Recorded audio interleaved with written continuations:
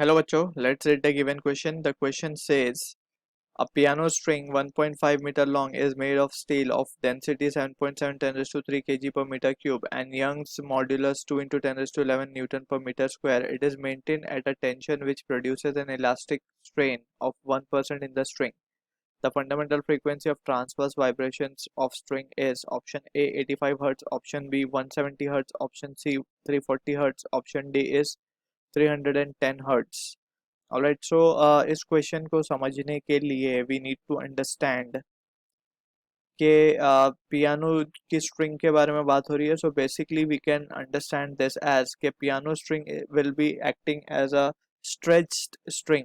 Alright, और stretch string के लिए वी हैव स्टडीड कि जो फंडामेंटल फ्रीक्वेंसी होती है दैट इज एन, वो क्या होती है 1/2L under root of T by mu. अब यहाँ पे टी टेंशन है, म्यू इज लीनियर डेंसिटी है, इसे हम मास पर यूनिट लेंथ भी कहते हैं, और L is the string length. So ये रिजल्ट यूज करके we have to find the given question. So यहाँ पे वी कैन से, अब इसे थोड़ा सा हम मैनिपुलेट करेंगे चीज़ों को. So 1/2L under root of T, mu को हम लिख सकते हैं मास per unit length. So mass per unit length, so length will be shifted to numerator part. So यहाँ पे आप फर्दर और रिजॉल्व करें इसे तो वी कैन राइट 1/2L तो बाहर ही रहेगा ऑफ द रूट, एंड अंदर हो जाएगा T into L upon density into volume लिख सकते हैं मास को. अगेन और मैनिपुलेशन करने पे we have to do manipulation till the terms we are given in the question we will get in the expression. जब तक ये expression में हमें ये terms नहीं मिल जाते जो questions में given है, so till then we have to do the manipulation because यहाँ पे हमें tension given नहीं है, volume given नहीं है, तो ये दो चीज़ें जो unknown है उसी के लिए we have to first replace them.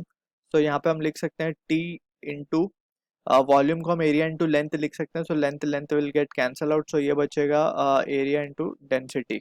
Alright, अब यहाँ पे further we can say tension upon area. So tension upon area will be representing longitudinal stress over here. Alright, so this we need to understand क्योंकि एक string की बात हो रही है. So it can be represented with sigma upon rho. So sigma यहाँ पे stress है और रो इज द डेंसिटी. अब यहाँ पे sigma that is we know, हम लिख सकते हैं सिंस यंग्स मॉड्यूलस होता क्या, it is the ratio of longitudinal stress upon longitudinal strain. So यहाँ से अगर सिग्मा की वैल्यू देखी जाए तो it will be strain into this Young modulus, और स्ट्रेन को हम क्या लिख सकते हैं, change in length upon original length. Alright, so this can be written as sigma L upon delta L. अब ये value we will substitute, so we can say therefore जो फंडामेंटल फ्रीक्वेंसी का फॉर्म बन जाएगा वो होगा 1/2L अंडर रूट ऑफ टी. Sigma की जगह we will substitute y delta L upon rho L. Alright, so this is what the things we will be getting now. अब यहाँ पे y हमारे पास है, रो हमारे पास है, और delta L by L that is, अगर हम ध्यान से देखें तो हमें इलास्टिक स्ट्रेन के बारे में भी गिवन है. It is given as produce an elastic strain of 1% in the string.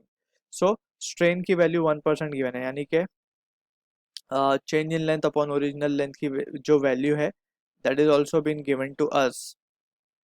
अब we can say now therefore just हमें वैल्यू सब्सटीट्यूट करनी है and we will get a final answer. So यहाँ पे we will substitute the value 1/2L. L हमें 1.5 given है, so it will become 1/3.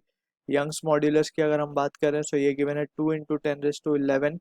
और अगर हम बात करें delta L upon L, so strain हमें गिवन है 1% दैट इज 0.01, और we can write it as to be 1% का मतलब होता है अपना 10⁻2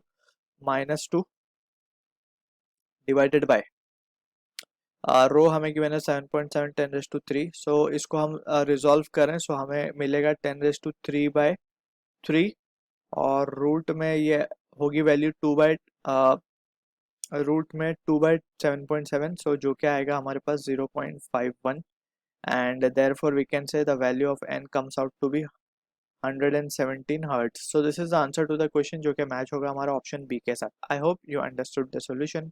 ऑल द बेस्ट.